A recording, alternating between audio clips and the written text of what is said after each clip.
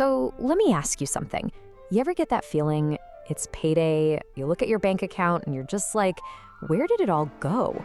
You know you're working hard, you're being productive, the money's coming in, but you're still stuck in that paycheck to paycheck loop. It's so frustrating, right? It makes you wonder what the point is. Well, what if I told you the problem isn't your salary? It's not about how much you make. It's about how you think. I mean, think about it. Mike Tyson. The guy earned over $300 million by the time he was 20 and still went bankrupt. That's not just some crazy celebrity story. No, it's proof of a huge, fundamental truth that most people miss. Almost nothing to do with the size of your paycheck. It's all about the strength of your mindset. So, that's what we're gonna do today.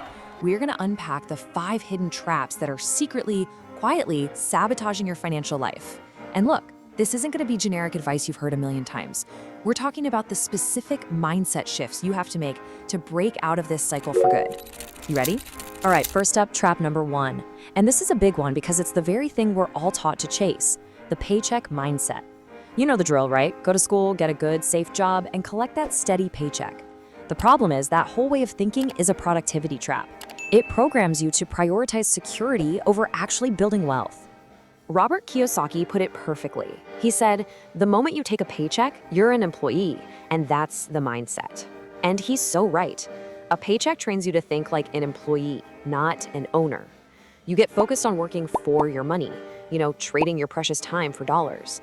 And that, my friend, is a game you can never, ever truly win. So here's the absolute key difference, the real shift in focus. Most people, the poor and the middle class, are obsessed with their income. How much money is coming in? How do I pay my bills? But the wealthy, they're looking at something totally different. They focus on their assets. Their number one goal is to use whatever income they have to buy things that make them more money. And this right here shows you exactly how that plays out. It's all about cash flow. For the wealthy, money doesn't just go in and out to pay bills. No, it goes into an asset column first, and that column then creates more money. Here's the best way to picture it. Your paycheck is like a single apple. An asset, that's a whole orchard. An orchard that just keeps dropping apples in your lap even while you sleep. See, your job isn't to spend your life collecting single apples. It's to build the orchard. Okay, trap number 2 goes a little deeper. This one's about the invisible script that's running in your head. You know, those subconscious beliefs about money you picked up as a kid. It's this internal programming that's secretly running your entire financial life, and you probably don't even know it's there. Yeah, there's actually a name for it. Financial psychologists call it a money script.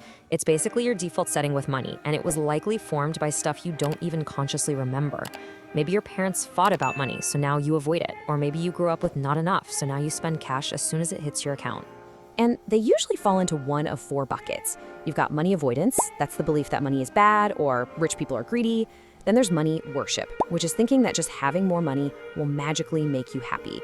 Third is money status. This is when you tie your self-worth to your net worth, needing the fancy car or the designer watch to feel good about yourself. And finally, money vigilance, being so anxious about money that you just hoard it and are too scared to ever invest. As I'm saying these, does one of them kind of ring a bell for you? And you can actually hear this broke programming in the simple words you use every day.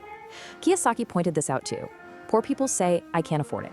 And that's a statement. It's an ending. It literally tells your brain to shut down. But rich people ask a question, how can I afford it? See the difference? That simple change flips a switch. It turns your brain on and makes it start looking for solutions. All right, moving on to trap number 3. And this one might sting a little. It's your comfort circle. It's your friends, the people you spend the most time with, have this huge, often invisible pull on your financial life.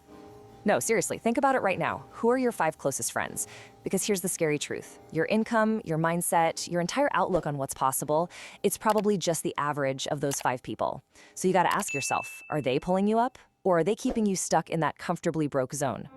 And this isn't just some motivational cliche, It's a fundamental law of success. Your environment creates your standards. If you're constantly surrounded by people with a broke mindset, their habits, their beliefs, they just become your own. It's like osmosis. It is so hard to build wealth when the financial gravity of your circle is constantly pulling you back down. And here's how you can tell. Just listen to the conversations. When you get together, what do you all talk about? Is it complaining about work, gossip, what you just bought at the mall? Or is it about new ideas, business strategies, different investments, and exciting opportunities? The words you hear and the words you speak are literally programming your brain for either poverty or wealth. It's that simple. Which leads us right into trap number 4, willful financial ignorance. It's kind of crazy, right? We live in an age where all of human knowledge is in our pocket, but so many people choose to stay completely in the dark about how money works. And let's be real, school didn't help. School taught us how to get a job, how to be an employee. It never taught us how to build wealth. So that responsibility, it's 100% on you. That phone in your hand is the most powerful financial tool ever created. But if your brain is programmed for broke, then your phone is just a tool for being broke. The question is, are you using it to scroll or are you using it to study? I'm talking about the skills they don't teach you in school, the stuff that actually creates millionaires. This isn't theory. This is the real-world operating system of wealth. It's about high-income skills like sales or copywriting that pay you for results, not just your time. It's about understanding that there's good debt you can use to buy assets. It's knowing how taxes really work so you can use the rules to your advantage. It's learning the language of money and, crucially, how to invest so your money starts working for you instead of the other way around. And that brings us to our 5th and final trap, which is a really subtle one. It's the difference between playing to win and playing not to lose. See, most people are so terrified of losing money that they never make the moves required to actually build real wealth. There's a scientific reason for this. It's a cognitive bias called loss aversion. Basically, our brains are hardwired to feel the pain of a loss way more intensely than the pleasure of a gain. In fact, psychologists have found it's about twice as powerful. So the pain of losing $100 feels twice as bad as the joy of finding $100. Think about that for a second. That's the powerful emotional force that keeps people playing defense their whole lives, stuck in a mindset of scarcity. So it really comes down to 2 totally different games. On one side, you have playing not to lose. The goal here is just survival. Don't be poor. The focus is on saving, which is a defensive strategy. But on the other side, you've got playing to win. The goal isn't just to survive, it's to build wealth. The focus is on investing, an offensive strategy. You're never going to score a goal if you spend the whole game defending your own net. Okay, so knowing all this is great, but knowledge without action is useless. So I've got 5 things for you to do this week to start breaking free from these traps. Ready? Number 1, start your asset list. Just open a note on your phone and write down 3 assets you could maybe build or buy. Just get your brain thinking about orchards, not apples. Number 2, audit your language. The very next time the thought "I can't" pops into your head, I want you to stop and ask, okay, but how can I? Number 3, curate your feed. Go on social media right now, unfollow 5 broke mindset accounts, and follow 5 people who are actually building wealth. You have to change your inputs. Number 4, block out learn time. Seriously, open your calendar and schedule 1 hour this week for financial education.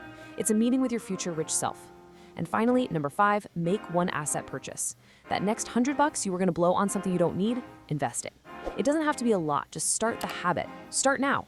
Look, at the end of the day, it all comes down to this. Escaping these traps has nothing to do with getting a massive raise or winning the lottery. It's about the small, conscious choices you make day in and day out. The mindset you choose to adopt, the people you listen to, the knowledge you decide to learn. Your financial future isn't some random event, it's a choice. So the only real question is, what are you going to choose today?